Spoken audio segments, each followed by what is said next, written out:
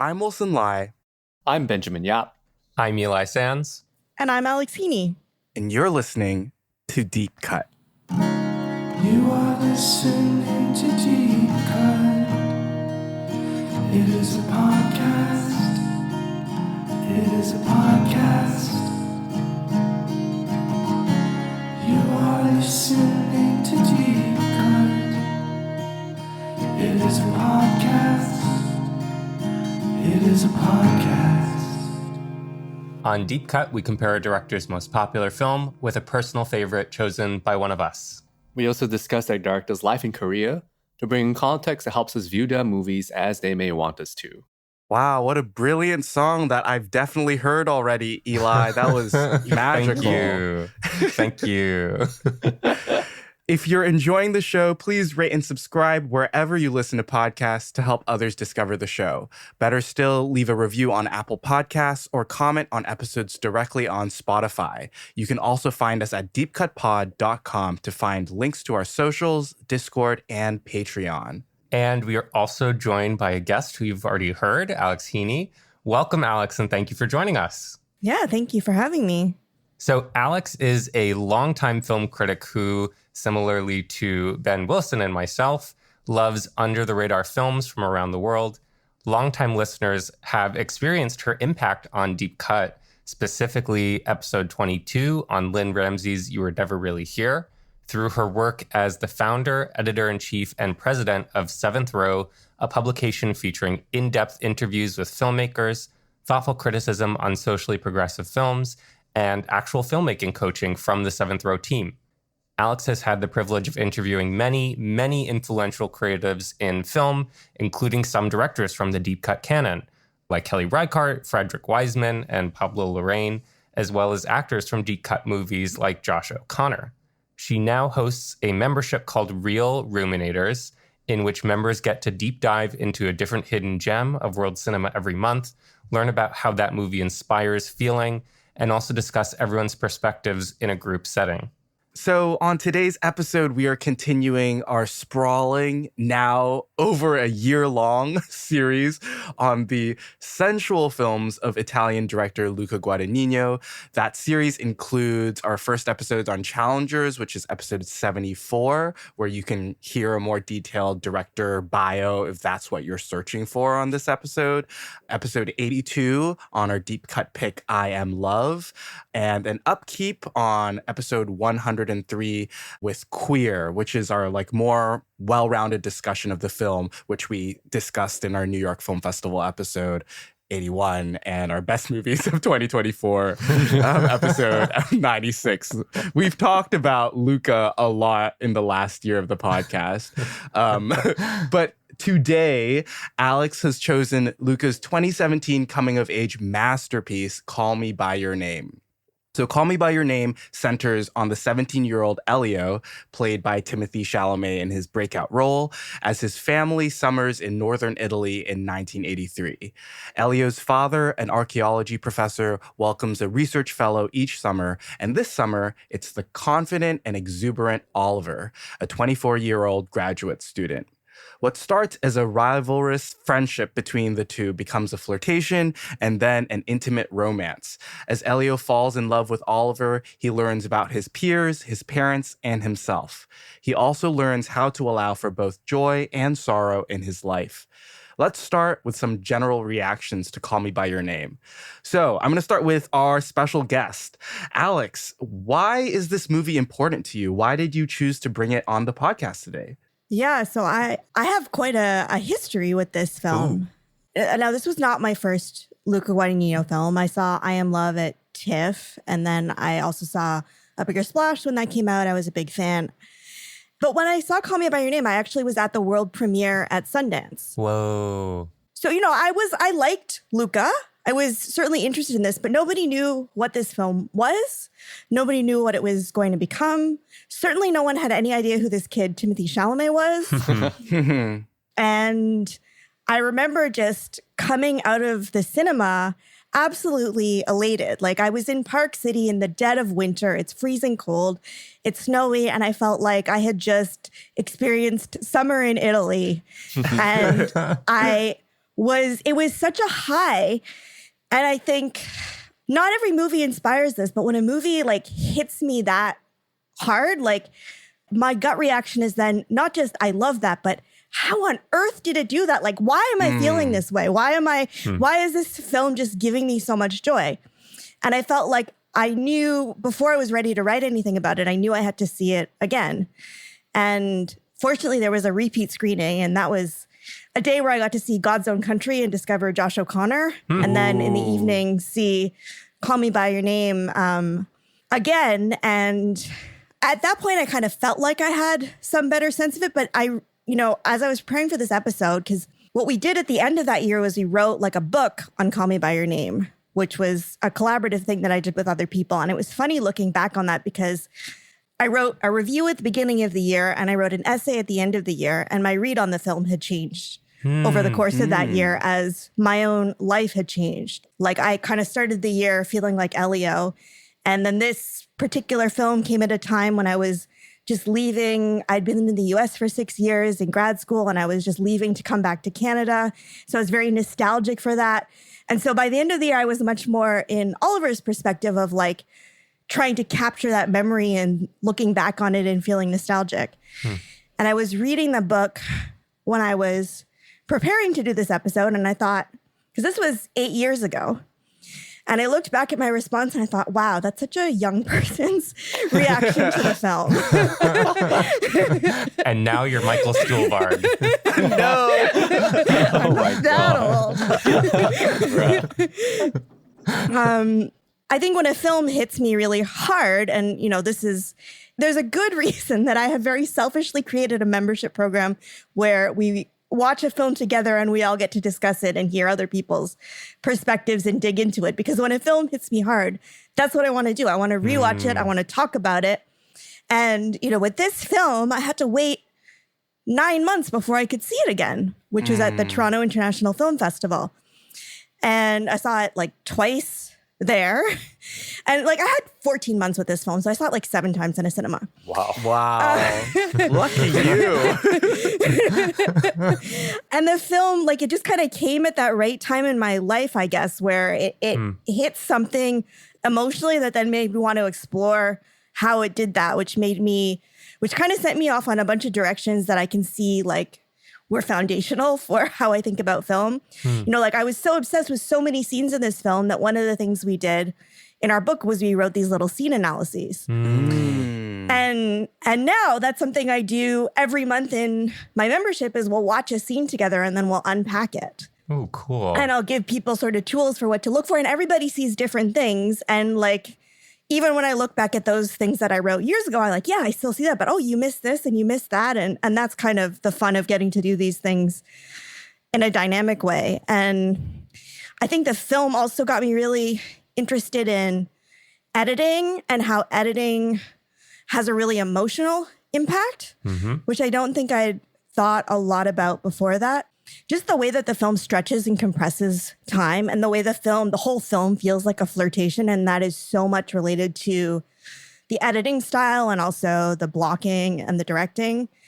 And of course, like everybody else who saw this, I was like, who the hell is this kid, Timothée Chalamet? And like, where did he come from? Mr. Al-Gaib. And It's crazy that that's the second name in the starring. I know, right? It's going to go down in history as the worst choice to, like, the worst concession to Armie Hammer's agent.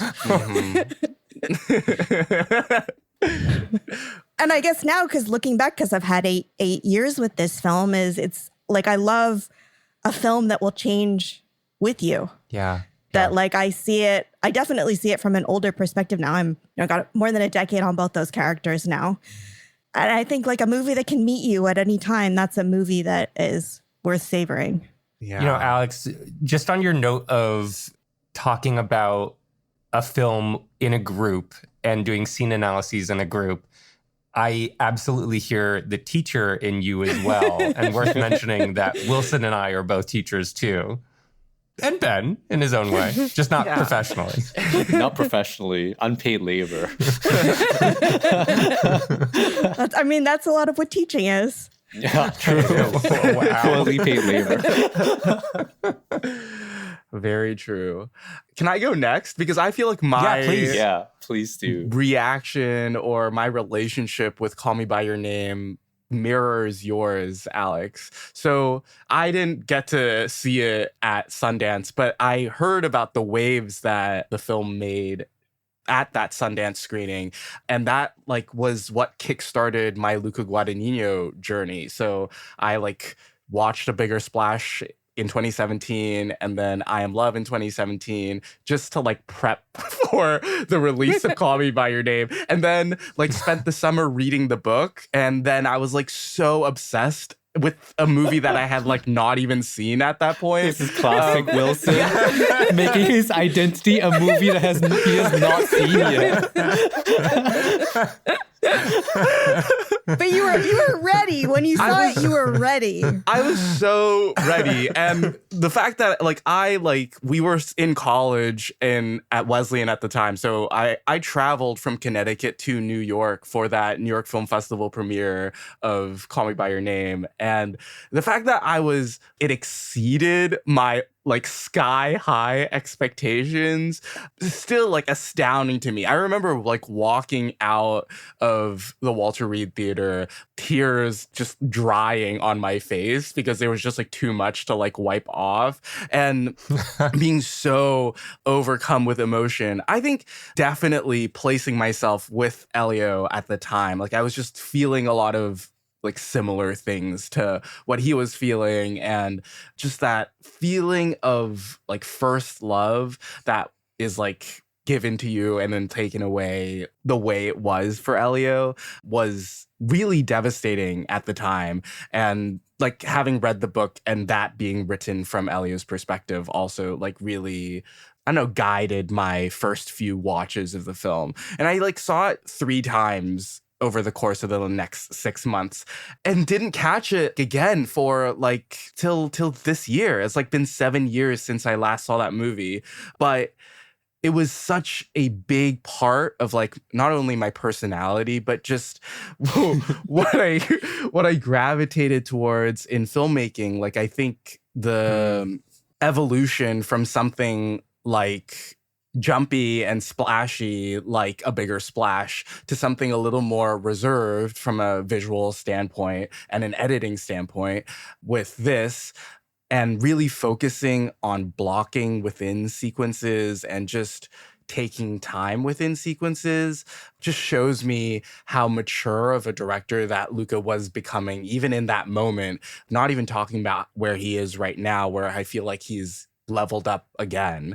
But yeah, we can talk about that in greater detail. But I think Call Me By Your Name is, if not his second best film next to Challengers, his best film. Well, just to reflect what you were saying, I mean, I think it's always the mark of a great film, isn't it? That like the hype hasn't ruined it for you, that you don't go in like, well, let's go see this great movie. Is it really, really great? But you go in and you're like, oh, I thought it was going to be my personality. And oh my God, it was amazing. Yeah. Maybe to continue on that thread, because the first time I watched it, I was in New York and I was watching it with Wilson, who had already seen it. I think I was there too. Were you also there, Eli? Okay. Yeah. It was like a bunch of us, right? So basically, we're with this man who is like over the moon about this movie because he's already seen it, hyping up to the sky, to space, right? And we're like, huh? And I'm there like, am I gonna like this movie? And I will say, it's probably why when I watched it, did not have that kind of like swooning over the moon sensation, because I was like, what does this man see in this movie? Like, it's good, but I like didn't get it. Oh man, Wilson, I was you too. I did that to someone else too. I'm a prophet bringing people to church, to the church of Luca Guadagnino. And I'm gonna be honest, I did not believe, at least not to the extent that you did. And I also will say that when we watched it in the huge theater in New York, we were in very bad seats. We were directly below the screen to the left. Oh no. So looking at it like from a diagonal. So everything was like kind of like poorly keystoned from my perspective. So I was like, this is a weird way to watch a movie. So I think that was not a great theater or not a great seat in that theater. But anyway. Have any of you watched the comedy on HBO, The Other Two? Yes. Yes, I have seen it. There's a great visual gag where Carrie, one of the main characters, opens an episode by staring into a fireplace and like Oh yes. and then in the background you hear his family members talking about, oh, he's doing Call Me by Your Name. Yeah, I remember that. I haven't seen that movie. No, yeah, you did. It was the one that Carrie took us to and sat in front of us and watched as we watched it. This is Ben's experience. I'm fucking Carrie Dubek. Okay, anyway, on the movie itself, that was like early on in me watching any Luca, and I think I probably only saw a bigger splash at that point, and that was for class. Oh, actually, no, I had seen I Am Love as well, and at that point, I actually didn't think much of I Am Love, but now I Am Love is my favorite Luca Guadagnino film. And so at that point, I guess I didn't really think much of Luca Guadagnino as a director at all, and I was like trying to figure out what about this film people seem to take away so much from, and I think even now, years later, watching it again, I still feel the same feeling of it is amazing that so many people have such emotional highs from watching this movie. And I think it just doesn't meet me the same way. And I think that just comes down to me more than anything, because I think on this watch, I actually appreciate the film even more than I did the second time I watched it. And more so the first time I watched it. Like every time I watch it, I actually find more to like from the film from a craft perspective. And also seeing now that I know Luca's work more, how it fits in his filmography and how mature he is in this point in time. Yeah. And I would say that even more mature than he is later after the film. Like something about this version of Luca's work, of his style, is so like feels more like late Luca Guadagnino than his later work. Yeah. There's a confidence, a very low-key like ease to it that is really hard to find in his early work and even in his later work, where he's like trying a lot of stuff. But here he's like kind of let the story kind of take him on the journey almost. And there's something that requires a lot of confidence from a director to like not to try to do too much and really trust the story, trust the actors and all that. And I think that's kind of like my biggest takeaway from this watch, that Guadagnino is just like really a director that works at a very high level, you know? Yeah. And having seen more of his work now, like somebody who is a comedian, I've said this before, like who's able to mold his style to what the story needs. Yeah. And I think Call Me By Your Name is a version of that, where he's doing a bit less of himself. But that is still very much what Guadagnino does. Finding the story and finding how to do the story in the right way, but still, you know, maintaining the sensuality and the things that he is interested in and the kind of influences that he kind of bears when he makes any kind of film. So honestly, I come away from the watch really respecting even more, so much more than I did before. Finding more Sorry things about to that. appreciate. No, it isn't really your fault. It's more of me not meeting it the same way that you do. Maybe it's from like, I don't know, a personal experience standpoint, or like finding a thing to link myself to. Because I think when I watched it, I didn't have an Elio experience. And I think now I don't have an Oliver experience either, I would say. And so I guess I always looked at it from a Michael Stuhlbarg experience, which is really strange. And I think even more so now, like 8 years later, I'm like, yeah, I see it now. So yeah, we can talk more about everything else, but that's kind of me. Eli, you're last to go. Yeah. My first time seeing it was likewise that New York screening experience where I think I more successfully rode the wave of Wilson's hype, perhaps. Yeah. I remember really being taken by the joy in Call Me By Your Name and Luca's, we've already used this term, but his sensual direction and his tactile direction. Like, I remember something that stayed with me for a long time was that close-up on the fish that the old man catches that Elio sort of goes close in on and does that kind of thing. But those sensual, like 5 sense based memories from the movie really stuck with me in the same way that they did when I saw A Bigger Splash, which was my first Guadagnino and a like aha kind of moment for me formally, and I Am Love. And from there, I think Call Me By Your Name, I only saw it that one time and it sort of slipped in my memory as various pieces of discourse arose around that movie and its actors. But I was really pleasantly surprised watching it again this week to feel not only moved by it again, but moved in an entirely different way. Whereas I think I was more easily able to access Elio's joy and elation the first time I saw it. This time, I'm thinking a lot more about the ending passages of the movie. And I'm not thinking of it so much as a two-hander now as I am thinking about it as a trio with Michael Stuhlbarg. So I don't think you're approaching it the wrong way to feel that link to him, Ben. I'm certainly thinking about his character in terms of how do you guide young people as they are going about the process of becoming themselves? How do you emotionally support them without solving problems for them, expose them to risk in order to develop resilience while keeping them safe, being a guide without being controlling? I think that not only is that final monologue such an effective piece of filmmaking and dialogue writing in guiding a young person who is discovering his sexuality, it's just a touching depiction of how to interact with someone who needs a discussion and needs to be heard and be spoken to. And I think it's rare that, you know, a medium that we talk about as visual and sonic first and foremost uses dialogue in film in that moment. So I'm thinking a lot about Elio's sorrow, and I'm thinking about Michael Stuhlbarg's stewardship of the other characters in this movie. I think it's really important that it is about a relationship with a man, because part of what Elio struggles with in the film, for at least at the beginning, right, is I have some kind of feelings about Oliver. I don't know what kind of feelings I have. Then I have jealous feelings, and that turns into he starts acting like a brat and acting out. And then, you know, he starts to sort of maybe figure out what those feelings are and is it better to speak or to die? And he finally speaks. There's a lot of coded language in the film, and that's, of course, related to the fact that it is the 80s. I mean, we do understand that his family is, you know, liberal. They have friends who are a gay couple. But I think a big part of the processing of that grief is the naming of the importance of that relationship. Yes. And the fact that his father acknowledges not just that they have a friendship, but that maybe they had more than a friendship.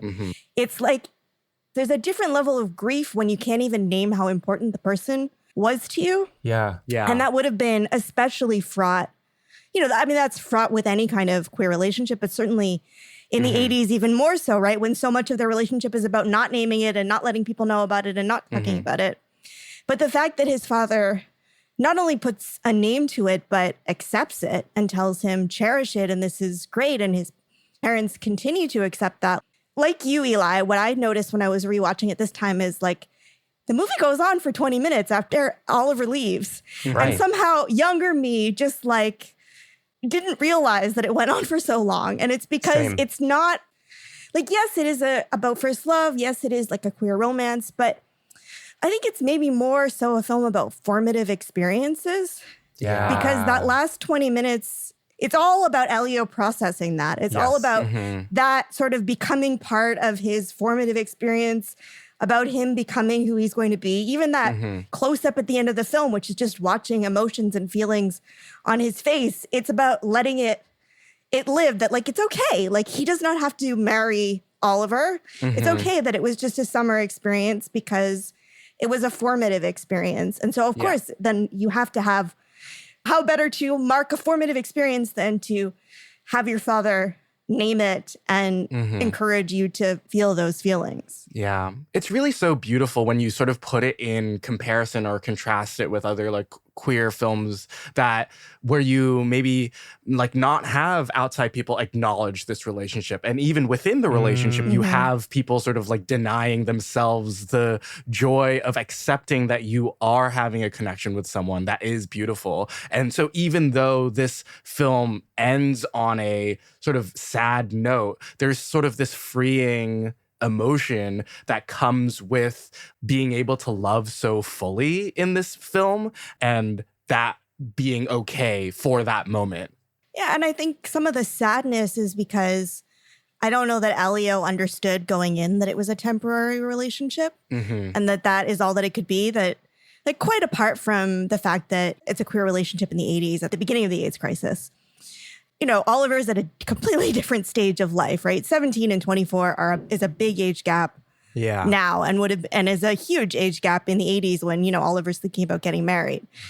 And Elio just kind of dives into it head first. And that's really, I think that's compelling because even as a nostalgic thing, like, remember being able to do that? But then Oliver's perspective is a little different because he's always sort of pausing. He's always sort of like taking snapshots of the moment, trying to sort of remember it because, I mean, he has context that he hasn't shared with Elio, right? That he has a girlfriend that's on and off again, that maybe he wants to get married, how his father feels about gay people. And I think for Elio, part of the pain was just not maybe quite understanding coming in that it was going to be a short-term thing and that that's totally okay.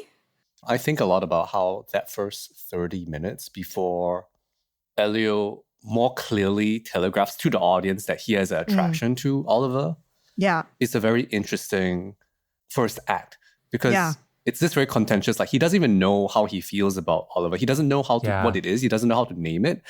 He just knows he feels something, but he doesn't know what it is. And it's very interesting watching it through Chalamet's eyes, trying to figure it out. And yes, it's about this thing that you're talking about, which is about the fact that it's temporal, that he doesn't know when he fully jumps into it. But the thing that I really am taken by with the film is that first act of just like, what am I feeling? And his very slow kind of embrace of the fact that he's feeling something, and that thing is a more than friendship feeling rather than just this guy is cool kind of feeling, where he's feeling a sexual attraction to a man rather than just like, oh, this guy's annoying me. Like, you know what I mean? And I think that really comes down to Chalamet's performance and also the writing and editing of the film and like the sequence of events. And not to pop our Sufjan bubble too early, but that does come down to the music too. I'm thinking of that lyric from Feudal Devices, I think of you as my brother, although that sounds dumb. Like that act of figuring out the language for this thing, even though I think it ultimately eludes all the characters' grasp, is an important process. Like finding the language for what you're experiencing and feeling and what your connection is with someone else is part of growing up that Elio struggles with. And the thing that Elio also, I guess part of the challenge of figuring out how he feels about Oliver is the fact that Oliver is constantly leaving. I mean, one of the great bits of blocking and editing is the fact that Oliver is always rushing out of frame, and then we stay with Elio, who's like, "What?" You know, like they're drinking in the town square, right? And Elio thinks they're still in the middle of a conversation, and Oliver is already packing up and heading to his bike, and Elio's like, "What?" Or, you know, he gives them that massage at the volleyball game. And lots of mixed signals are going on there. Yes. But part of what happens is Oliver first like swoops into the frame as though he's swooping into Elio's personal space uninvited. And then he just as quickly swoops out of the frame. And it's like Elio never gets time to figure it out because Oliver's in and he's out. And that's, you know, that's part of the flirtation and the heart palpitations that sort of the film evokes in the viewer in exactly the same way that the Elio is feeling that.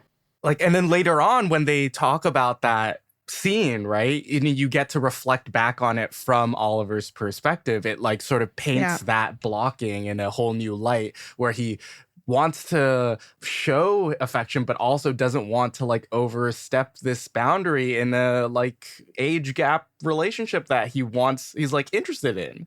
Yeah.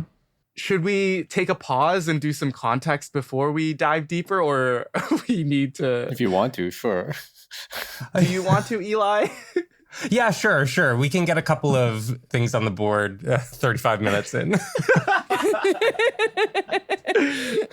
Worth saying at this juncture that if we haven't already spoiled it, we will be talking about it's basically It's fine. I think it's too late. Maybe I shouldn't be saying sorry for spoiling it. Yes. Well, but the thing is, can this movie really be spoiled? I don't think so. There's an immediacy to how Guadagnino directs that makes it something that eludes language, and yet we're trying because that's also what Elio's doing. Okay, so a little bit of production history. Call Me By Your Name is based on the 2007 novel by Andrei Aciman, who's an Egyptian-Italian-American author and professor. Key things to know are that James Ivory of Merchant Ivory Films wrote the script. Oh, well, that's a contentious topic. Did he write the script? Oh, did he? Well, he wrote a script. That's the script that was submitted. I don't know, have you read the script? No, I'm Really? not. Yeah, it's really bad. You read it and you're like, that is so embarrassing. How did they get this movie out of it? And the insider piece of knowledge that I can share is that there were 3 credits on the screenplay when I saw it at Sundance, including Luca Guadagnino, and those credits disappeared when they decided to campaign James Ivory. Yeah. I thought that they had slighted Ivory in the process. Yeah, and I'm pretty sure Luca rewrote it. He was going to co-direct it with Guadagnino, and then financiers weren't going to back that. Ivory was going to direct initially. And then Ivory disappeared, and then Guadagnino directed. Oh. I think Ivory also picked Chalamet. Whoa. Alex, do you remember who the other screenwriter was? No, this is very fuzzy. Like, I just remember that there were multiple writers because I remember the credit had names, and I remember Luca was one of them. And then I remember that at some point everyone just stopped talking about the fact that Luca helped write the movie.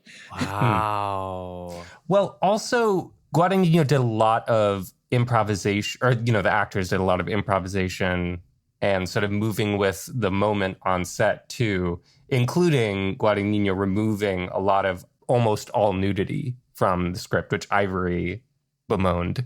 Yeah, the script is embarrassing though. It might still be online. You might be able to read the horrifying descriptions. Oh. It's just a very cheese ball. It's not that's the issue with the script. I see. Again, the word immediacy comes to mind, that Guadagnino could really just sort of figure out the chemistry between 2 people and make it work. I remember back in the day, there was this great compilation of clips from Call Me By Your Name where Chalamet clearly is improvising, and to watch those strung all together, it really just makes you see he always had the juice. Yeah. He's got it. I think watching Chalamet act in this is insane. And I think he overshadows Armie Hammer a lot to me. Agreed. Yeah. Agreed. In a way that almost feels bad. Bad for the film that he's so good against somebody who is clearly not working at the same level as him. Yeah. Because Hammer kind of comes in like a Ken doll and isn't really doing as much. He really does look like a Ken doll. Well, you can also tell in the way that Luca shoots him, right? I feel like Luca has to resort to so many more close-ups with Armie Hammer because I think he's just not being able to milk a compelling physical performance from Hammer. I find that the close-ups don't work for me for Armie.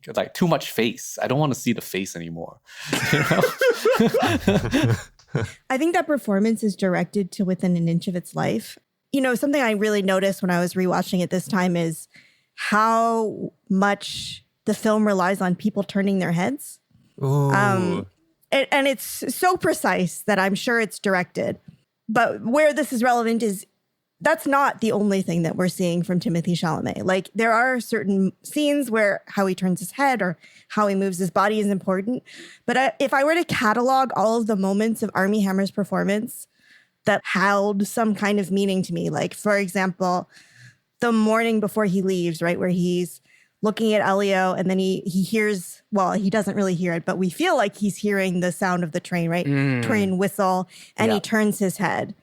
Or when they're in the street and he hears the song and he's screaming, you're missing it, and he's raising his hands up above his head. Or when they're walking along they're going on their hike and Elio is rushing ahead and he stops for a minute to look around and take a breath. Oh, that's a and take it in. horrible look, though. It's a horrible look that he gives to camera. But that's all blocking, right? Yes. Like that is performer proof. Like he cannot know what he's doing. And Luca has said, stop. And that has given the moment meaning, right? He said, like, throw your hands up in the air. That's given the moment meaning. Turn your head. Like that's where the meaning is. It's in the blocking. Whereas with what Timothée Chalamet is doing, you're right. Like it's there are certainly moments where you can tell that it's been blocked, but there's also just like, what is he doing with his body? Yeah. It feels so real. Like, you know, even they're going to see the sculpture and the fact that he's like playing with the back of his shirt and pulling it down, and you know, the way he sort of like shuffles into the scenes and or like dances into some of the frames, like there's a degree like you can't just direct that. Yeah, I think one of the best choices for Hammer is a lot of scenes with sunglasses. It really helps him a lot, I have to say. Right, but you compare that with Timothée Chalamet, who uses the sunglasses as a prop. That's really great acting, like just with a prop, which you don't really see. The moments of acting from Timmy that I think are like really, really strong are very minor moments of facial acting, and they like come down to the lips.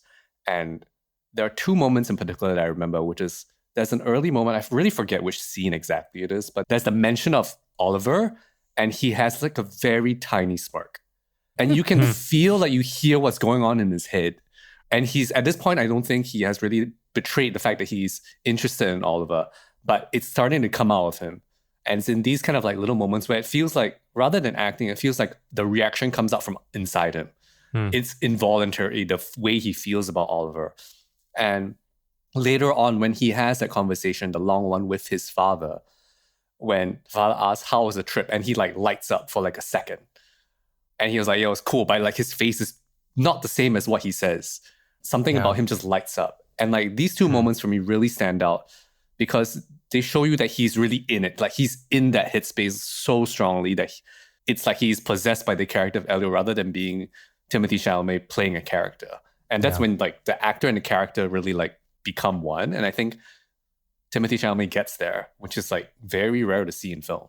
You guys were saying that like Armie Hammer in a close-up doesn't work for you. I think I think where I actually find the biggest difference in their performances is in the scenes that go on for a really long time with no cuts, the really long takes. So the flirtation around the Bach piece, or is it Bach or Bach as Liszt would interpret it, or somebody else would interpret it, or the walking around the statue as the feelings are being revealed. If I think about those scenes, like what was Armie Hammer doing? I mean, I don't know. He was doing the blocking. He was standing in the right place. I can think about Timothée Chalamet's performance there. And like, it's, you know, he's in that first scene, it's like he's showing off, like he's doing the thing that his father asked him to do the night before, right? Which is play the piano for the guests. He knows this is a way to get Oliver's attention, and he's showing off and he's being difficult and flirtatious. And I mean, of course, he's the engine of this scene. So it's not like Oliver has a lot to do in the scene, but like it's much more there. It's about Oliver's position in the frame as opposed to what Oliver is giving us. You know, like the fact that he's between Elio and the piano, and the fact that he moves around to be right behind Elio at the end of the scene. And so it's like he's finally really watching Elio as Elio wants to be watched. And then, you know, Elio turns around, he takes a breath, and that breath is like dynamite because we cut on it. So we never get to find out what Oliver has to say. Like that's all blocking, but you get so much from Chalamet's performance in those scenes. Like that's where, I mean, I think that's where great actors move to another level when they're given really long takes. Like that's when they get to really show off, especially actors who can embody something physically, who have a great sense of timing. You get that from this. And the flip side is that, you know, actors who can't do that, that you expose their weaknesses in scenes like that. And then, of course, you know, the scene on the couch at the end with Michael Stuhlbarg, a large chunk of that plays out in a single uncut take. And it's all about the, you know, the fact that they start off on opposite ends of the couch, but then they move towards each other, and how their body language changes, not just their physical position, but how their body language changes as they reveal more intimate feelings. And that's, I think, a lot of directors don't do that because not all the actors can rise to the challenge. But when you have actors that can rise to the challenge, they're never better than when they're working with directors who let them do that.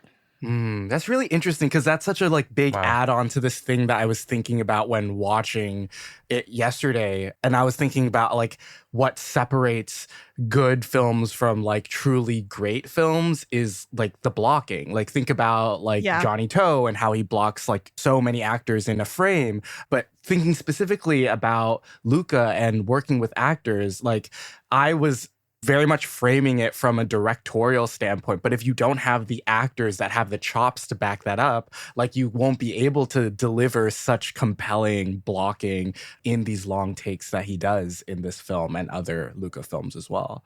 Yeah, and the flip side to that too is that he's done this in his more recent films too, is if you have actors that are so-so, you can hide a lot of it with really good blocking. Yeah, that's true. Who we talked about? Who we talking about? Zendaya?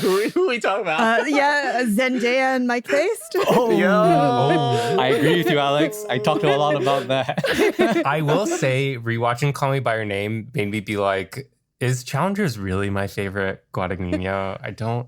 Oh no, I said it was I Am Love. That remains true. Yeah, but different wavelength, I think. Yeah, it's fun, and it does have another generational talent. Yes, i.e., Josh O'Connor. That man's ears, the shape of his ears. It's great. I wanted to pick up on one of the scenes that you mentioned, Alex, which is the one where they walk around that fountain/statue. Yeah. And the feelings are revealed, as you mentioned. Because I think that is maybe the most critical scene for me when I watch it. Because I think it's emblematic of the best parts of the film. Yeah. Right. And I think we can talk about so many things just with this one scene. Number one, the kind of chill summer holiday vibes of the movie that remind me of the works of Eric Romer, which this film is kind of indebted to. And then I found in researching that the costumes are influenced by Romer's costumes. Yeah, I saw Pauline on the Beach, also another banger. And I love that kind of holiday vibe of it, especially in that first half, really, really chill, where the plot is moving, but then kind of under the radar, but we're still just kind of going through the motions with Elio while things are cooking in his head. And also a long take scene, and also a scene in which Sayombu Mukti is just cooking again. Yeah. Oh yeah. As he always does. Gotten into that. And he's using a Cook S4 35mm lens. The only lens they use. Let him cook. And the incredible blocking, as you say, and also Chalamet's physical performance, because it's a scene where mostly it's in ultra wide and wide, and actually mostly we see Elio's back. Yeah. When he's revealing those feelings. Yeah. And I think in this scene, I'm going to give it to Hammer. That I think what works in this scene for Armie Hammer is that as a person that knows himself, has already gone through what Elio has gone through in terms of knowing his feelings about men, he is reserved. And I think he is a controlled presence. And it does kind of make sense that he's almost like a bit of a stick compared to Elio's more loose nature, where he needs to control himself. And so I think maybe that does work in his favor, that I can understand his character from that perspective, where he is less loose. You know what also works for Armie Hammer? Being hidden by that fountain for half the time. Sorry, Armie Hammer. There's a lot of hate here. I don't hate the performance. Justifiably. I don't hate it either. I think he's fine. I mean, it's fine. Look, if he'd hired a better actor, then you might have lost the balance of this being Elio's film. I think that's correct. That's true. Yeah. I think my favorite acting moment from Chalamet in the scene is when they finally meet at the other side of the fountain. And he does this thing. He's just he's doing this little shake left to right. Yeah. And his arms are kind of flapping around. There's this very ingenue vibe from him in his flirtation with Oliver here, that you see what he's doing, the way that he very, very subtly through the dialogue tells Oliver how he feels. And if you read this on the script, you're like, what is this man saying? It's actually quite hard to decipher what he's trying to say, but so the visual of it and the preceding everything else from the film is what helps you understand what he is trying to deliver to Oliver. He's also a lot less coded than Oliver is, right? Oliver's reaction is, we can't talk about these things. And then he starts asking, what does that mean? We're on speaking terms, but not really. He's really coaxing him in that. The other thing that scene does, just to talk about the blocking, is because everything has been up until that point, like it's been Oliver running out of the frame, disappearing. And Oliver comes in and out of the frame, but we know he's coming back. Like he goes to go get his pages and he's like, he walks into a building that's in the frame. So he's sort of like not visible, but still his presence is felt. And he comes back in. And then, you know, when he moves around the sculpture, we know that he's there, right? But he's disappearing from the frame, but we're not like afraid he's disappearing from us. And even at the end of that sequence where he decides he's going to go back in and get his papers from whatever that place is, typesetter or again, we know he's coming back. Like it's a completely different dynamic. Yeah. And then it sets it up because then we have like a series of short scenes where Oliver's not going anywhere, where they're on their bikes. He's not riding off. They're going into Elio's showing him his secret spot. Then they're lying on the ground. Like, and then even at the end of that, which I love, is when Oliver is like, we have to go. What happens is his arm comes into the frame and he pulls Elio out of the frame with him for the first time. As opposed to him running away, he's pulling Elio away with him. Such a great directorial choice. I am having a memory of watching an internet video of a bunch of like older women like going to the fountain and like recreating the scene. Have any of you seen it? Like they're just like all be like, you know what things, and then they're just like moving as a pack of like 10 like maybe 30-something-year-old women just moving around the fountain and like chanting the lines as they move around. I'm trying to find it. I'm like, I swear I did not dream it up. Like it was like I definitely saw it. You know what Call Me By Your Name internet video I'm thinking of? What? The one that Ben made. The meme that Ben made. We'll link it in the description. Did I have it online still? I looked for it. It's not listed publicly. Okay, it's definitely still on my private YouTube. It's very silly. I'm not going to spoil it. What were we talking about? Sorry. Well, Eli, before you were bringing up the idea of the lack of words that people have in the film and how hard it is to describe it because it's so much of a feeling. But maybe it's worth talking about later and how it goes from being seen as a rude term to a term of endearment. Important word. Yeah, and it does sort of help outline Elio's feelings about Oliver. He picks on Oliver using the word later in a kind of teasing way to sort of like go back to his parents and see how are they feeling about this guy who's occupying a potentially kind of brother spot at first. And even before that, it's like he dismisses Elio by saying later. Yeah. Like Elio's not finished with the conversation, but Oliver is. Yeah. Oliver doesn't say it as he's getting on the train though, right? He doesn't. At the end? No, he doesn't. Yeah, he says later Perlmans when he's saying goodbye to the parents. Right. And they say later to him, but no, they don't say anything. I will say, thinking, this is kind of going on a bit of a tangent, but I think about the parents and their relationship with Oliver, which is like this secret second plot that we don't see because they get so close to him and we never see why.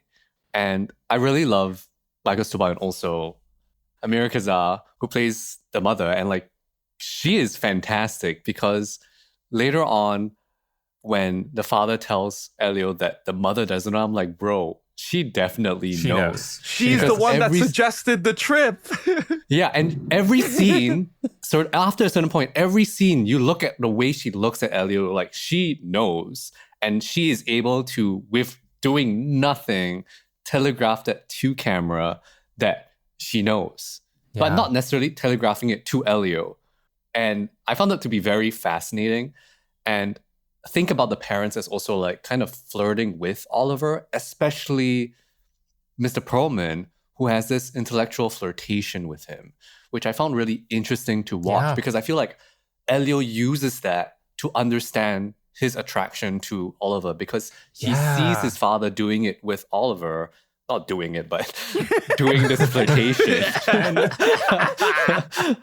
That is like, you know, like this flirty thing. And like, it kind of really makes sense that his dad is an archaeologist looking at these statues of like these Adonis type men. And then you got Ken doll, Armie Hammer here as well.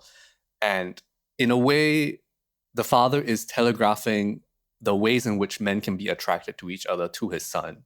He is just doing it because that's just who he is. That is just his character. And I found it to be really interesting to observe this time. I mean, that's also part of Elio's kind of confusion and annoyance is he's an only child and he calls Oliver the usurper when he shows up. Right. And, you know, he does literally usurp him from his room. Then he usurps his mother from her chair at breakfast the next day. But he's also sort of usurping the attention of his parents because Oliver is the shiny new object as opposed to Elio. And Elio is used to being the center of attention. At a certain point, I think the parents are over Oliver. There's this one breakfast scene where they're a little bit, not icy, but like quiet around him. It's as Elio and Oliver are sort of getting in deeper together. What is that the morning? That's the morning after they have sex in his room and they were like making a lot of noise. Because I was thinking like, oh, they probably heard them upstairs. And that's why it's so awkward. I forget the exact order. Well, Elio's being icy in that scene, right? He's deliberately kissing his father and his mother and ignoring Oliver. Right. Mm-hmm. Like the book goes into a lot more detail into like what is happening, like sexually, that like I guess like reflects on the reactions to it. But I think it still works in the film, like not knowing that and just having that be the sort of like push pull of this relationship between the two of them. But Ben, to your point, because you were saying that the mother knows, I think that line is interesting, that line of dialogue, because are they talking about, does the mother know about his relationship with Oliver? Or does the mother know about the father's not quite feeling it with her? Oh. And the chances that he never took. It's definitely ambiguous. Yeah, definitely. Huh. I didn't think of that at all. Yeah, I assumed it meant the Elio and Oliver. Yeah. So, Peaches? Oh, we're going there. Let's get into it. The only factoid I found that I feel really compelled to share is that Guadagnino, on the record with People magazine, claims to have tested the efficacy of a peach as an instrument for pleasure. And he also claims that Chalamet tried it as well, independently of him. Oh my gosh. Because they didn't think it was believable. Now, if you want to take that as truth or just some Oscar promo sensationalism, I'm not sure, but You believe what you want to believe. I think this is another great example of long take blocking all landing on Chalamet's shoulders, because being able to track the thought process without any dialogue or narration and just through his facial expressions and acting choices, like he was able to relay to me what was going through Elio's mind at every single like turn in that scene where he's like, I guess, tired and then like becomes horny and then becomes curious and then like just so overcome with it that he just goes for it. And I think in a lesser actor's hands, this would be sort of like the wildest or like cheesiest or craziest like out of place scene in the movie. or laughable. Yeah, quite laughable. But the way that Chalamet approaches it and the pacing of it as well, like the fact that he takes that long in order to like get to it makes it quite a tender moment, which also you feel the shame in it in the scene afterwards as well. Like it is a memorable scene for what is happening in it, but experiencing it as a viewer is actually like a really like sweet moment that you have with Elio as a character. That moment afterwards where Oliver inadvertently, I think, shames him for what he's done with the peach, that makes me think of, Alex, what you're talking about with the head turn as such an important gesture of blocking in this movie. When Elio is falling in love with Oliver, he's doing so much rising and like jumping up onto Oliver or jumping up to kiss him when they're on the riverbank or like jumping up into his arms. And here is the moment when Elio finally, one, cries for the first time in the movie, and two, turns his face into Oliver and like goes into his body there for that embrace to sort of hide himself both from Oliver and from the camera there. It's such an effective gesture that, like, I remember the first time I saw the movie, us as a group kind of maybe like nervously laughing and then feeling all that kind of suck away once Elio starts crying, because that shame is so recognizable. I was thinking about it this time, and I don't know whether I thought about it before, which is the tactile nature of the scene is like an all-timer kind of like Guadagnino moment. Yep. Right? A lot of I'm Love comes from this. Something I was thinking about this time was when Oliver comes over and does this kind of like shaming and like teasing, Yeah. and then he immediately starts crying, right? There's this question of like, why is he crying? And I think a lot of the film's about Elio dealing with his sexual energy and his libido, and he doesn't know what it means, right? Whether it's his libido with a woman or a man, he's kind of like almost going through puberty and like confused by his feelings, right? Think about him putting Oliver's pants on his head and like kind of writhing on the bed. Like that's him kind of like exploring in a private way. And I think he's almost afraid of his own libido. He doesn't know what it means. And I don't know if this tracks. So tell me if this doesn't make sense, but there's the shame of why do I feel this sexual urges? Regardless of the gender of the other person, it's less about that. It's just like almost a shame of the sexual urge. Yeah. And I think that also maps onto the why do I also have a sexual urge with a man? Because that comes to the societal expectations, right?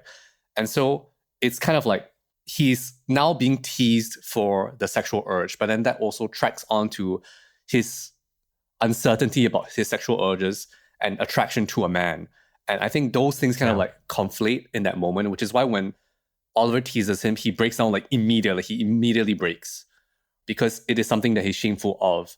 But it's also why the connection becomes so deep, because in a way, if both of them are ashamed of a little bit in terms of like wider society of their attraction to each other, it is also why they're able to be so secretly, fully, passionately in love with each other, because the only two people that kind of know, at least to their minds, is each other, right? Which is why the attraction and the bond is so intense.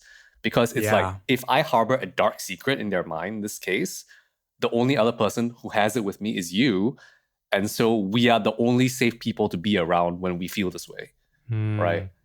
And so it's both the queerness and also the just general teenage sexual awakening that kind of maps together, which is why I think it also does kind of work for somebody that doesn't necessarily have a queer sexual awakening to understand what Elio is going through. It's also about the difference in their levels of experience, because I think Elio really misinterprets what Oliver is doing there. Oliver is flirting. Yeah. Like, yes, he's teasing. He's not shaming though, right? He's like, I'm gonna lick this peach. And and that speaks to like a level of familiarity with like bodily fluids and how that might come into a sexual relationship that Elio just does not have familiarity with. So he doesn't see this as an opportunity for intimacy and teasing in a sexual way, which is obviously where Oliver is taking it. He just immediately goes to a place of shame. And Oliver is laughing, right? But he's not laughing at him. He's laughing because it's a funny way to find out. It's funny when you're like tasting the peach, and that's how you find out that he's been masturbating with a peach. Yeah. And so he finds that like, and you know, he says, I wish everyone was as sick as you. Like, he is in no way shaming Elio, but Elio is just so inexperienced, right, compared to Oliver. And that's something that Oliver is worried about from the beginning, and that kind of plays out, and where he's just so vulnerable. I mean, I think, not disagreeing with anything that anyone has said, I agree with you that there's definitely an element of shame and confusion around like, what are these feelings? And you even see that when he has sex with Marzia, which is also a funny moment because it lasts like 3 seconds. And he keeps asking her like, are you mad at me? Are you mad at me? And then and she can't stop laughing. And he's like, why are you laughing at me? And he's like lying back going, oh my God, that felt so good. Like, he's just so surprised by what are these feelings and these urges. Yeah, you know, it's interesting, Alex, how that teasing, which Oliver is using as an invitation to intimacy, Oliver is so in that mindset that he doesn't at first recognize Elio's legitimate discomfort. And he even puts his arm across Elio's chest and sort of pushes him back from stopping Oliver from interacting with the peach and says something like, then don't fight back.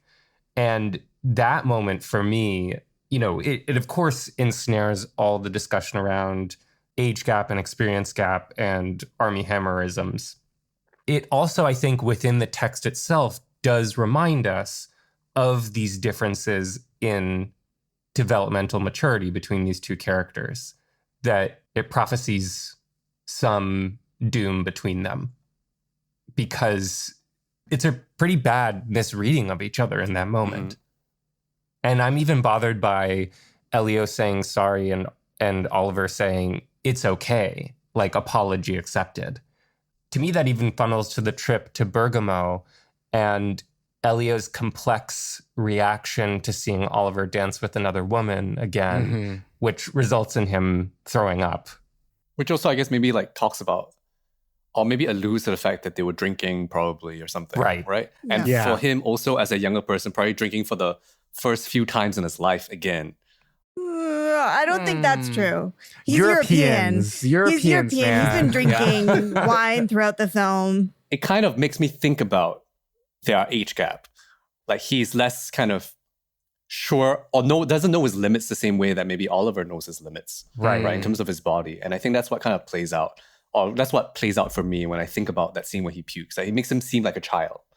Oh, that's a really good point, though, about the limits, because like one of the first things we learn about Oliver is he's talking about knowing his limits with the egg, right? Like that if he eats 2, then he'll just eat 3 and 4, and you'll have to wheel him out of there. And even when he's first like making out with Elio, he's like, we've been good, let's stop. Like he keeps setting boundaries, and I know myself, and Elio does not know himself.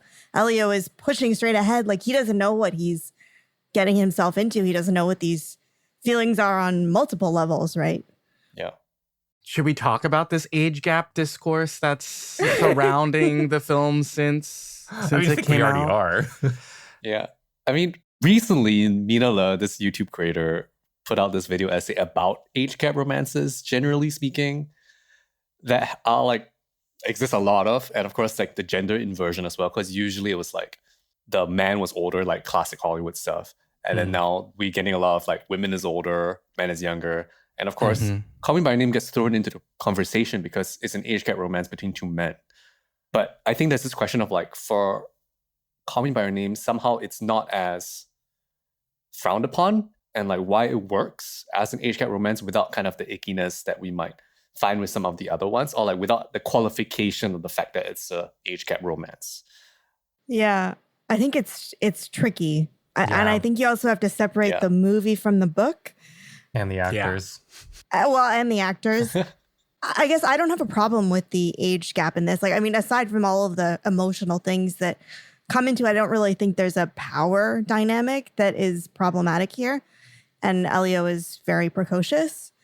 That gets complicated once you start like, because Andre Aciman like wrote a sequel to this, right? Which, did you read it? It's so, oh my God, like, it's so astonishing bad. how like horrible it is. Really? It's bad, and I did not need to know that much about Mr. Perlman's sex life. But What?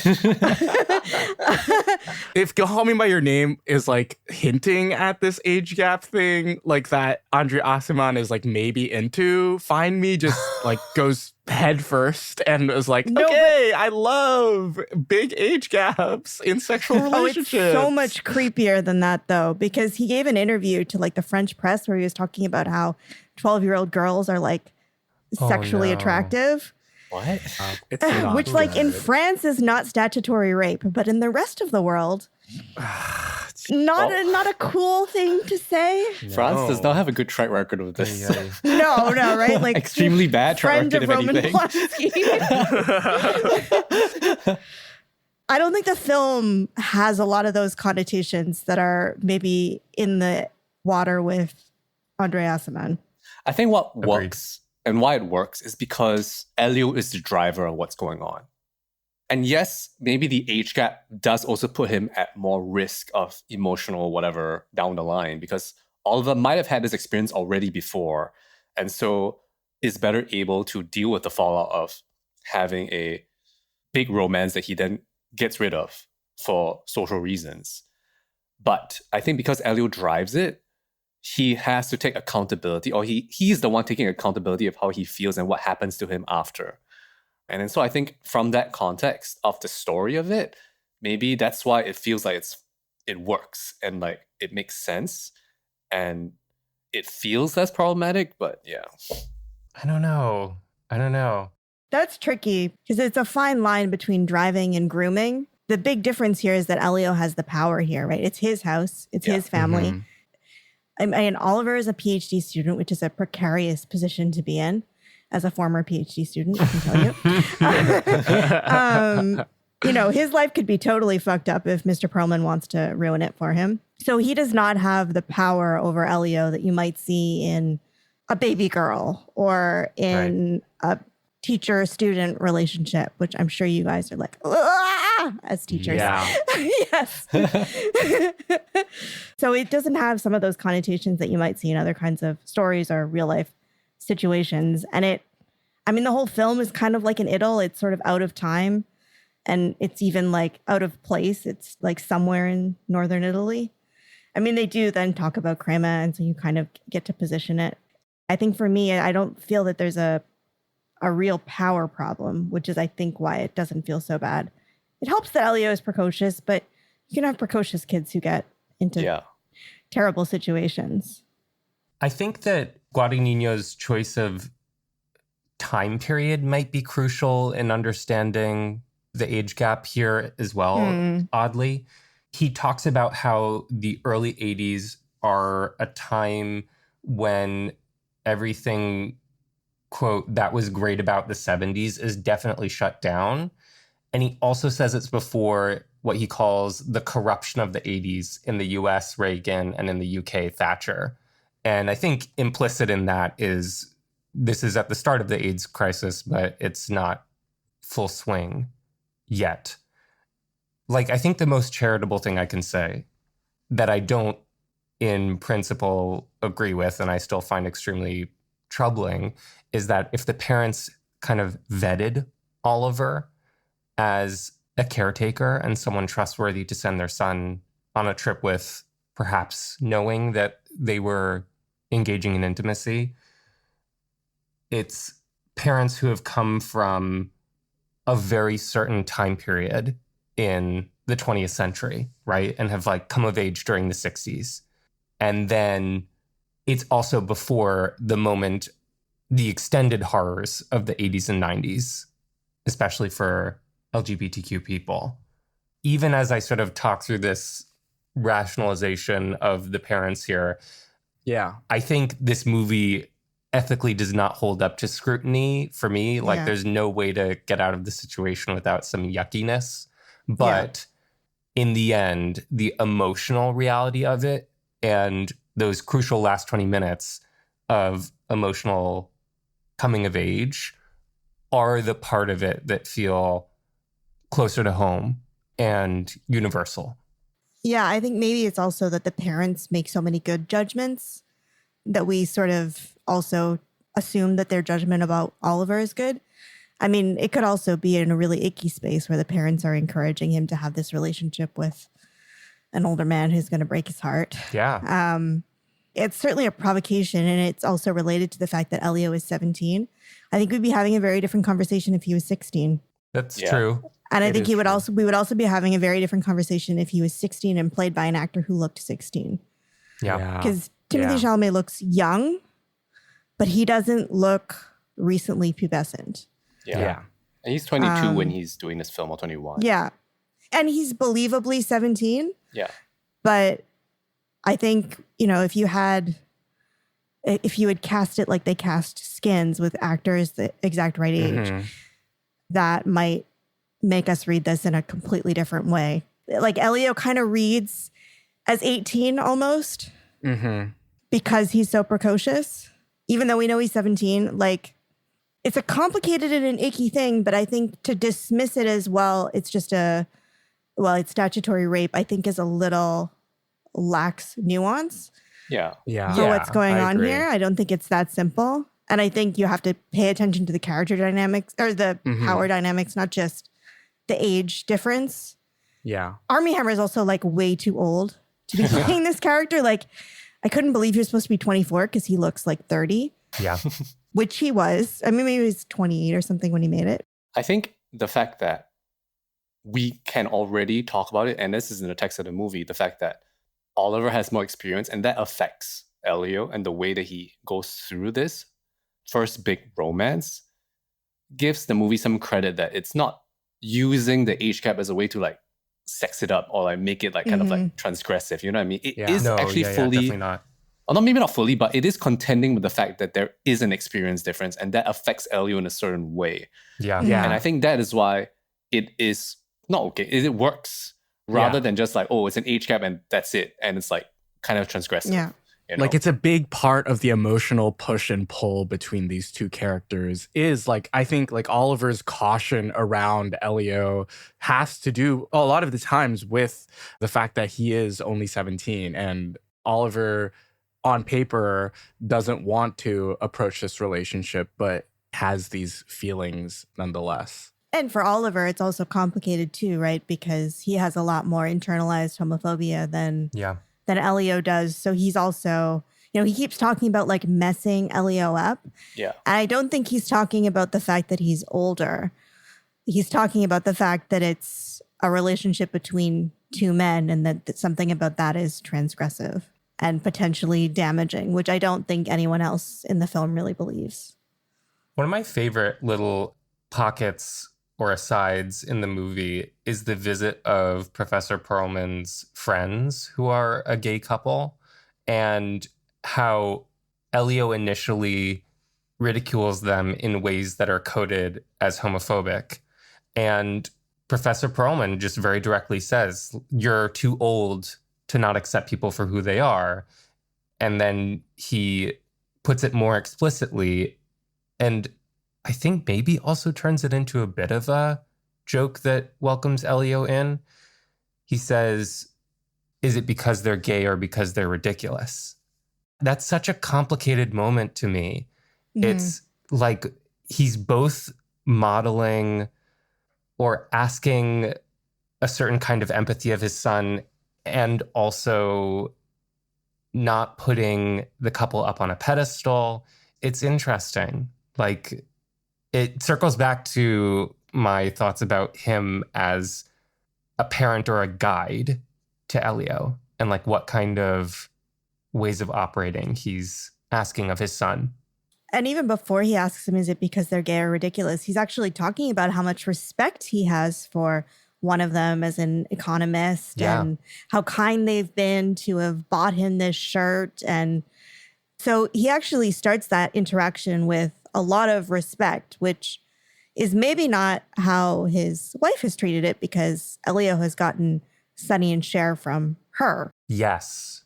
So before he asks the question, are they gay or ridiculous? He's already said, I respect them, before saying maybe something about them is still ridiculous. And as a fun fact, you know who plays that couple? Yes. Andre Asiman. And Peter Spears, who produced the film. Oh. Can we talk about Muktiprom for a little bit before? I knew you were going to guess- say Muktiprom. Well, it was either going to be Muktiprom or Sufjan, but let's do Muktiprom first. Once again, I think a master of controlling light. Apparently for like the 35 shoot days, I think more than half of them, like I think around 20 something of them were torrential rain days. So I guess harnessing the light that they had on those sunny days to shoot exteriors, but also like lighting those interiors. It's really like you feel the warmth of summer at all times, even when the actual shoot was very cloudy. And that's just, a mark of Muktiprom as a lighting genius. And another constraint is that they filmed in chronological order. So he really could not use the weather to his advantage. It's interesting that it was actually raining because you hear rain and you hear thunderstorms throughout the film. And often there are days where you see them indoors because it's raining, like when they're reading the story of the book, night, yeah. right? Oh, yeah, That's yeah. You can hear the storm outside. And I'm sure some of that sound is maybe placed deliberately in order to evoke emotions, not just from what's going on outside. But I think even there you have like the darkness of that. I mean, maybe that was shot on a not rainy day. Who knows? But it's interesting because that's also like part of the film is that not every day is sunny. Even though I feel like the overwhelming feeling you come out of it is that you just spent a sunny summer in Italy, even though there actually has been quite a lot of rain. That feels thematically useful. Yeah. Don't kill the sorrow so as to feel nothing. I wanted to highlight this sequence of scenes, which I guess you could kind of maybe credit to Multiprom, but also I guess to Guadagnino in terms of direction and like mise en scène. But I never noticed this the first time, which is the scene after he gets the letter to meet at midnight. And then every scene after is about the watch. Yeah. Yeah. Yeah. Right. And I was like, I don't know how I missed this the first time I watched it, but I was like, my God, like somehow with the way that each of these scenes is framed, some of them in single shots, like the way that the watch becomes a focal point in every single one of these scenes with the blocking, I was like, holy moly, this is like very classic Luca, but in a very, very subtle way. Mm-hmm. Because these scenes are about a lot of other stuff, but they're also just about the watch. They're only about the watch. Yeah. It's like the dish in I Am Love, right? Yeah. And he's just waiting for midnight. And one of those scenes too is Oliver asking him for the time, which is his own private joke, right? Yeah. And he grabs his hand, right? And then looks at his watch. Yeah. And then by the end, when Oliver returns home, he like rushes upstairs and his dad's like, oh, you forgot your watch. Incredible sequence of scenes. Like it's so interesting because that's a lot of the scenes in the film are great on their own, but this is one moment where it's actually a montage of, not say very fast montage, but it's a montage of scenes in which they all say one thing only, but also show you many snippets of time, and they also tell you how long it is taking. And you talked about compression of time early on, Alex, and this is one where like the wait is long. Yeah. Right? Because usually the amount of time, the number of scenes that we see in that sequence would maybe cross a few days, a week maybe. But here it is like a 7-hour wait, and it for some reason feels like forever compared to the rest of the film. And he's literally engaging in other intimacy in that meantime. Yeah. Yeah. And looking at his watch. And looking at his watch. Yeah. Yes. I feel so much for Marcia's character here. Esther Garel is really phenomenal in this movie. Love her. And sort of a secret heart to the movie, I think, that she welcomes him back into the fold in the end, I find so touching. I think what the film does really, really well, and this is partly by getting a really fantastic supporting cast, is you believe that these characters exist off screen. Yeah. Right? You were talking about the secret relationship, right, between Oliver and the parents. Like, we hear about it, but you totally believe that they've had conversations. And sometimes that's partly because we get glimpses of that. Like, early on, or there are parts of the film where we see Elio, like, transcribing music. Yeah. And in the back of the frame, you see Oliver like leaving into town or talking to his father. And we see a lot of scenes of Oliver leaving. And of course, when they go to town, we find out that Oliver is like, knows everybody there and plays poker. Right. So we even believe that Oliver has this whole hidden life that Elio has no access to. And because, Esther Garel is fantastic. We get the same sense that like she is having her own little coming of age experience where Elio is maybe her Oliver, but it's not quite reciprocated. But is nonetheless like, I mean, he's a little cruel to her. He is 17. Yeah, he is. But there is a lot of warmth between them. Yeah, I like the way that they end that relationship in the movie, because I think that you don't really get that clean of a closure in the book between Marzia and Elio. So like that final scene between them where they shake hands as friends is quite sweet. And furthermore, that line of dialogue, friends forever, is a direct quote of a Philippe Garel movie And Guadagnino describes enjoying being in conversation with Philippe Garrel across different movies through his daughter. Esther Garrel is really good in Lover for a Day. You should, if you haven't seen that one yet, it's really good. Oh, I haven't. I think the other thing that we see in there is when Oliver and Elio, they go off on the bus, Marcia and her sister, I think, I can't remember. Chiara? Yeah, Chiara, they're there. And Mrs. Perlman says to them, come have dinner with us tonight. So, I mean, who knows what they discussed and whether that has, any impact on how Marcia is reacting at the end. That's left open-ended. It is funny when they ask them to go to dinner because my thought was, wow, it's like the parents are like, oh, let's deal with the brokenhearted girls. Yes. And let's placate them so that our son can do this. I was like, this is a little odd.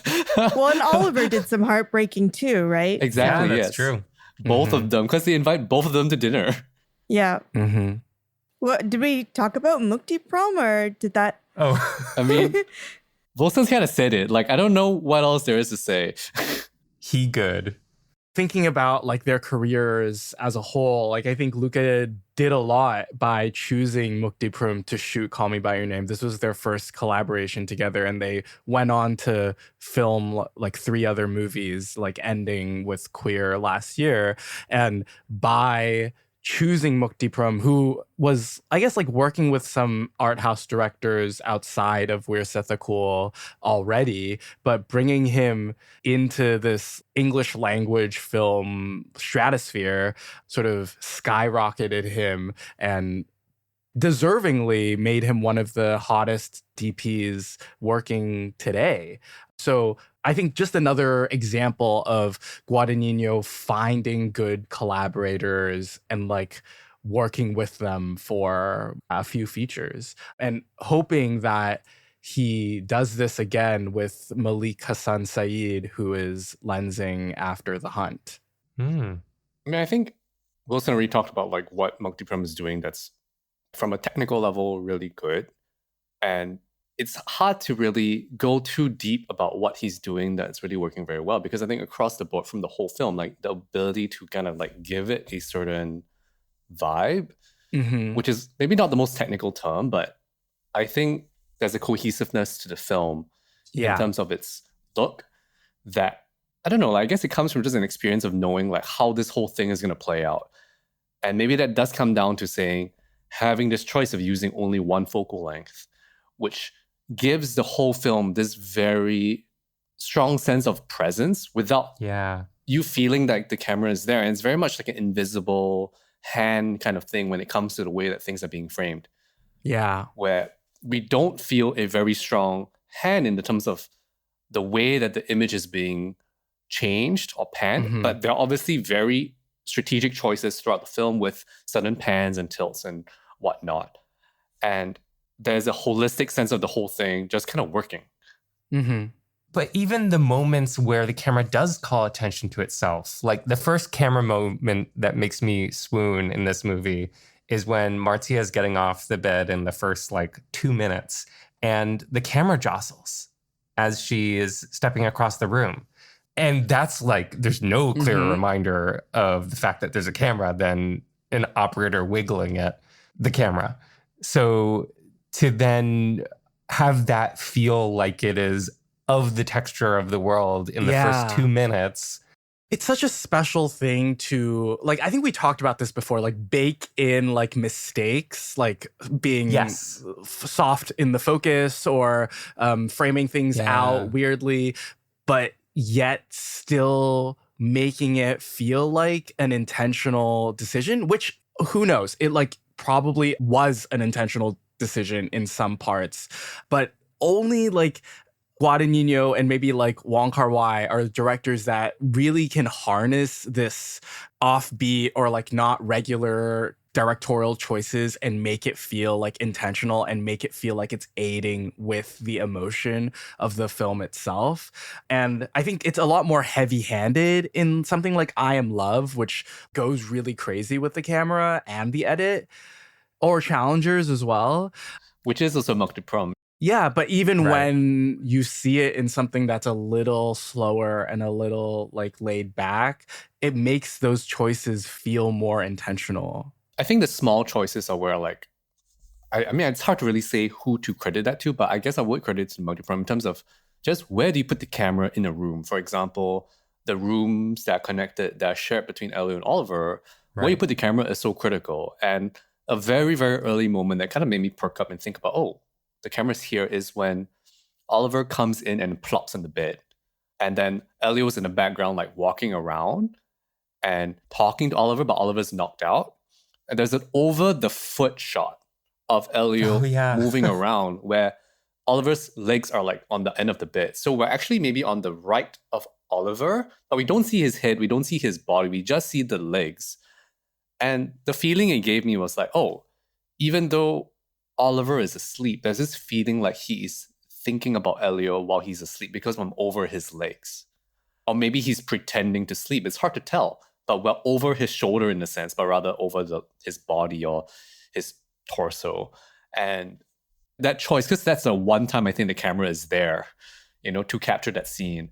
And then another one is when they have this moment when Elio brings him to his spot, and they're in the lake, and then there's mostly a two-shot. And that's a two-shot where Elio steps into Oliver's personal space. But the reverse shot on that is really interesting because the shot on Elio is eye level, and the shot on Oliver is tilt up, which is a very unusual choice because most people would match the reverse shot in the way that they frame each character. But here there's a very strong difference, which I think plays up Elio's kind of like Adonis type look versus Elio, who's like he's like skinny, right? And that does kind of like, I don't know, it calls attention to itself in a very subtle way, but kind of makes a point, I guess. Wait, Ben, sorry, just say Oliver's Adonis type look. You said Elio twice. I said Elio again. Oh my gosh, I'm calling them by their names. Leave it in. So I love that you brought up that shot of Oliver because I was thinking about that as well, but especially how that shot is lit.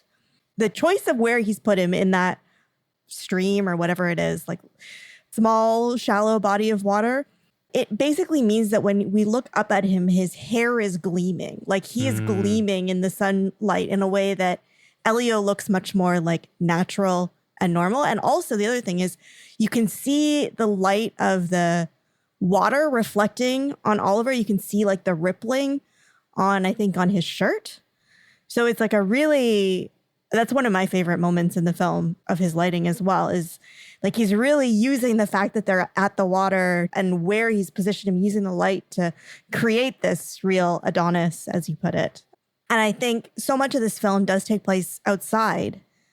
And he just finds so many different colors for the water, for the greens.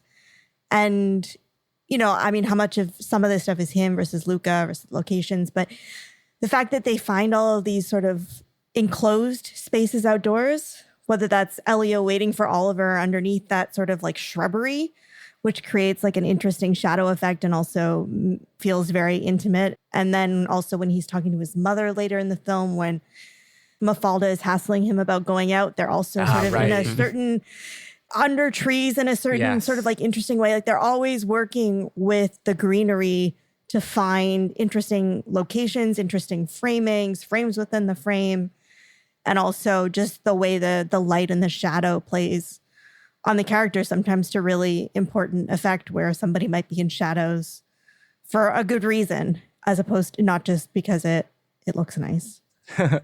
What about the light leak during the feudal devices montage? You gotta about shoot light on and shadow film, there. guys. You gotta shoot on film. You can't do this on digital. Yes, you can. You kind of can. Adobe After Effects, bro. I was like, honestly, that's maybe my least favorite choice in the film. Oh, really? Yeah, I was like, this is a bit much. This is like Luca being Luca. And it felt like a little out of place to me. And I think some of the more overt choices, like the negative. Oh, yeah. That dream sequence is The orange. Yeah, that's because their film stock got screwed up. oh Their print got screwed up. Yeah. And they were like, oh, shoot, are we going to have to reshoot? And then they decided to keep it. That is the magic of the film in the sense that if you hadn't shot on film, you just would have done it right.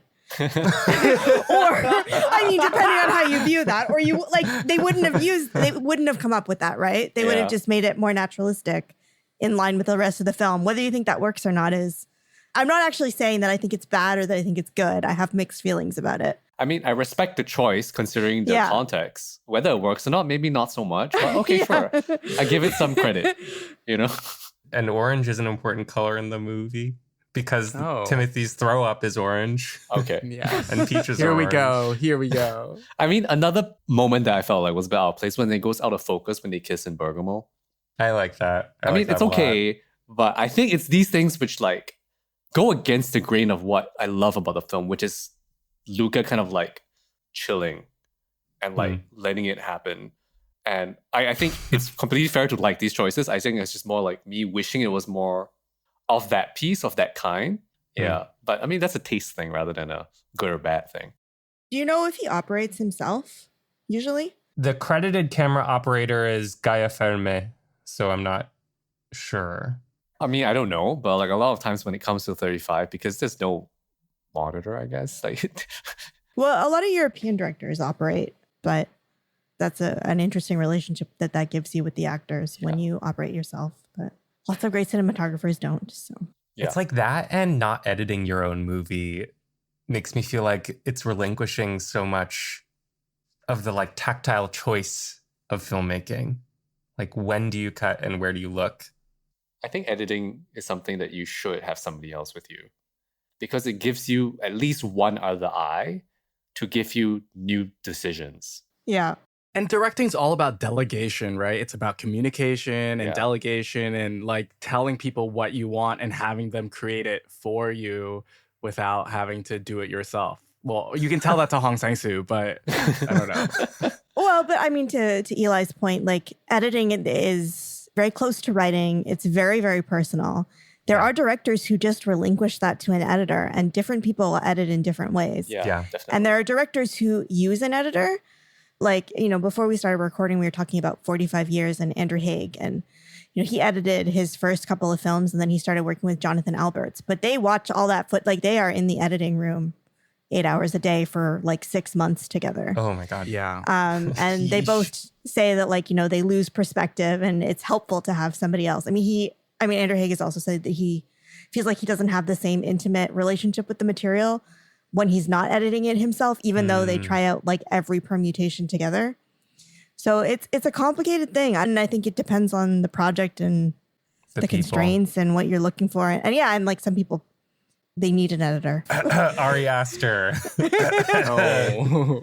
I don't think there's a silver bullet to this kind of like thing. No. I think not. From a more general perspective, I think with filmmaking, depending on your budget and depending on how big your crew can be and how big your team can be, I always would say that it is better to have that extra head of department so that you have what I think of as productive friction. Yeah. Where sometimes the miscommunication between people is where the best things happen. Where they take what you want and then they twist it or they imagine it through their filter and then like it comes out with something that the director didn't know they wanted but is what they needed. Yeah. And I think you need that kind of productive friction in something like filmmaking to create something that you didn't even expect. And that's when you make something actually good. Because sometimes when the film comes out exactly like you expect, then it's not very good. Yeah. And I think with respect to Luca, I mean, he worked with Walter Fasano for many, many years, including on this film. And I will say that I personally connect to his films that he's made with Walter Fasano a lot more than the ones that he made afterwards with Marco Costa. I find those films just a little clunkier.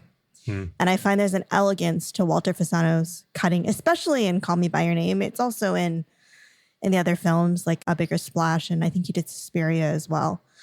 But there's a real elegance to the cutting in Call Me By Your Name that doesn't draw attention to itself. Scenes end before you're ready for them to end, and that's exciting. Yeah. And scenes go on for so much longer than you would expect them to, and that's exciting. And there are so many cuts in this film that I can't imagine that scene without that cut. Like, it's so important to the emotion. Yeah. And I think great movies manage that.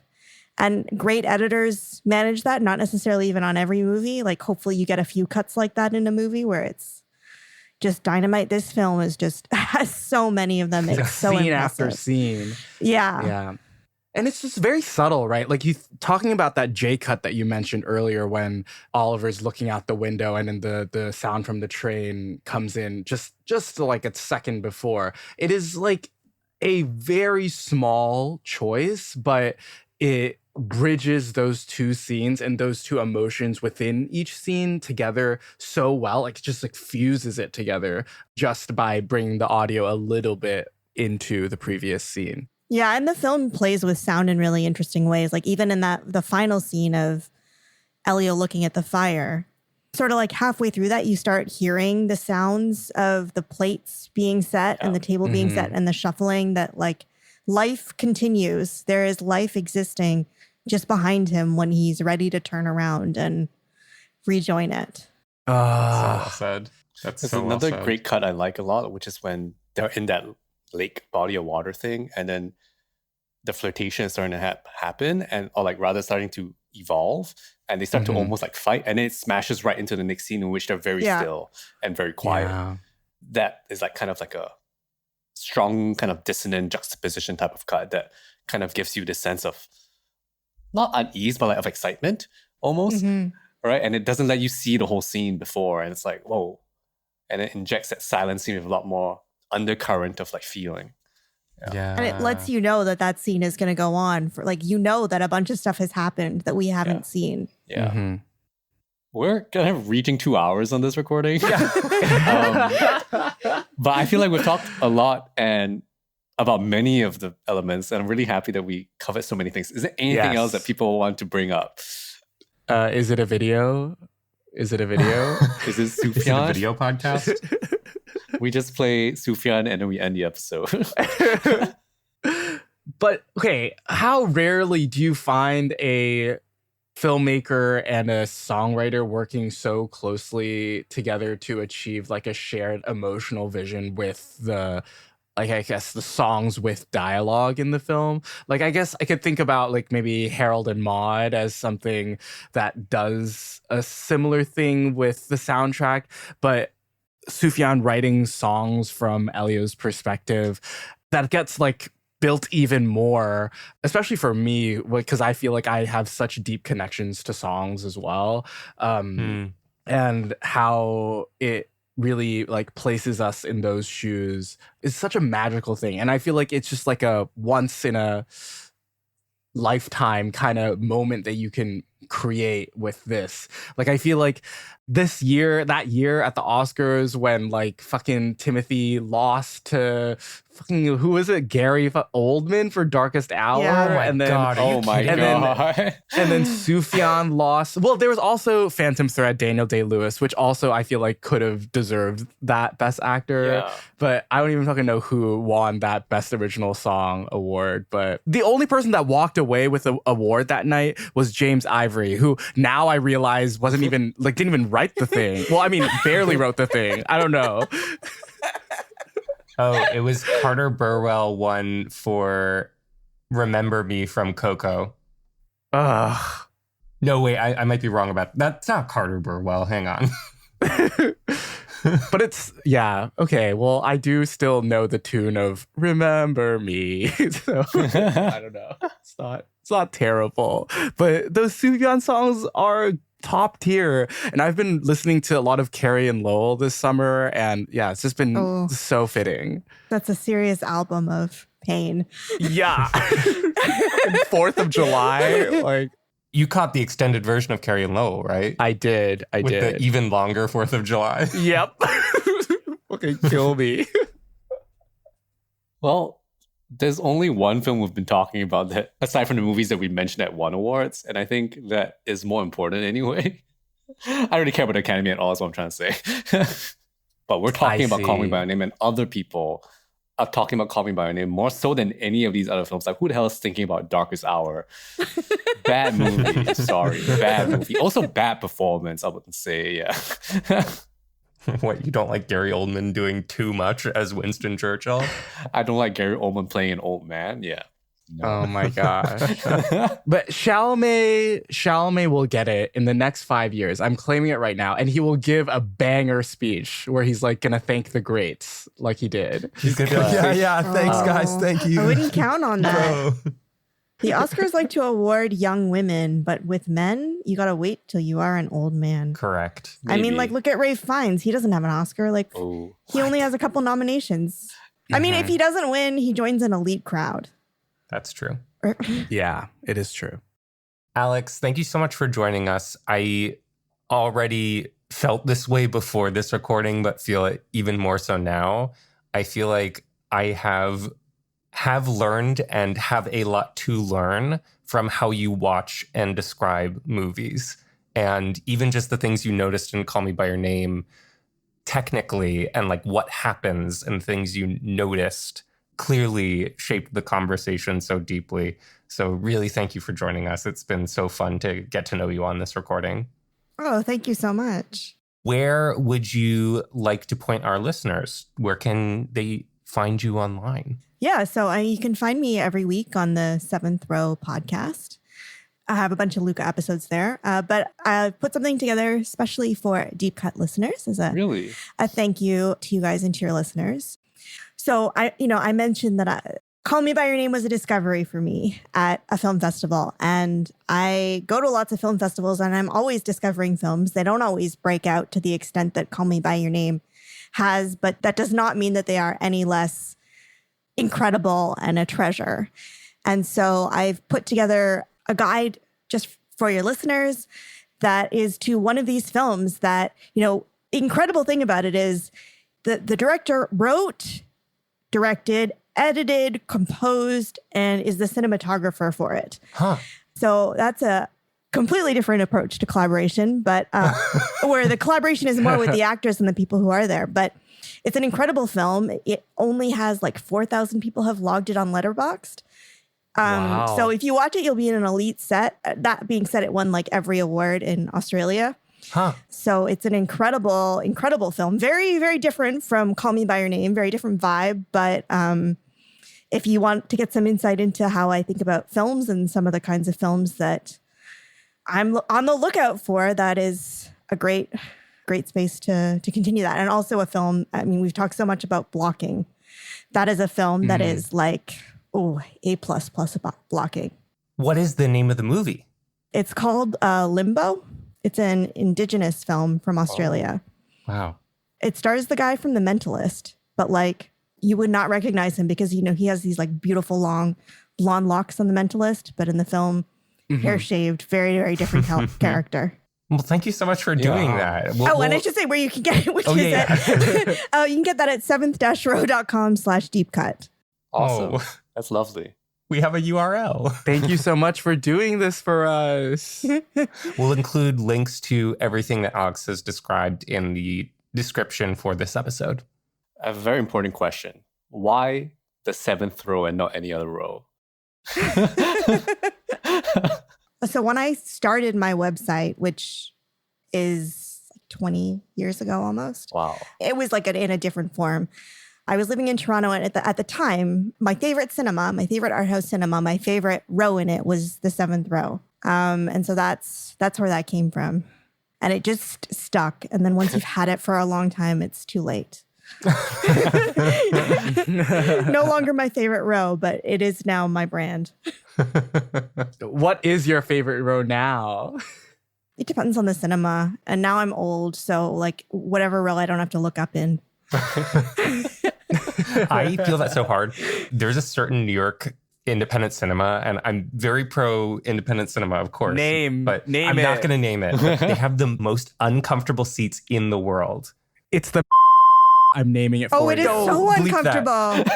Bleep that. You have to bleep that. Why No, don't it's they put my cushions? words, not yours. They're slabs of wood. They need cushions on those seats. What are they doing? Yeah, they're really uncomfortable. They have great curation. They do, yep.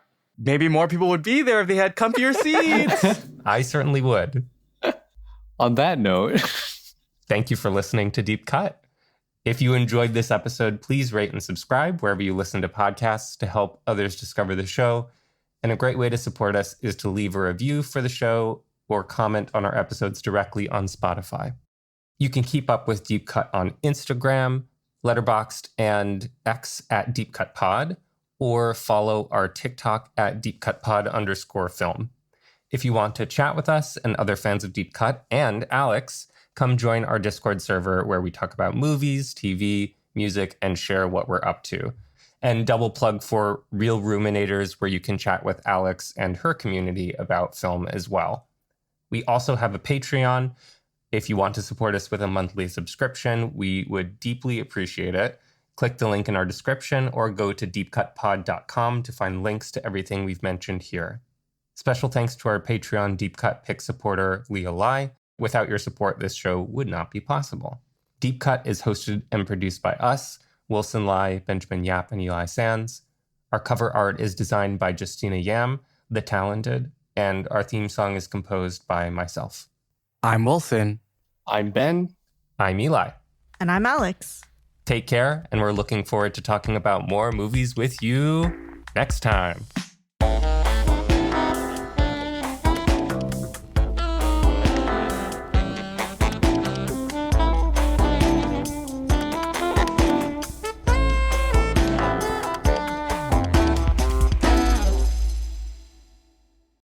Yeah. Thanks so much, Alex. This was a great Yeah, episode. thank you for having me. That was Agreed. get to do my favorite thing, which is talk about one of my favorite movies with other people who love it.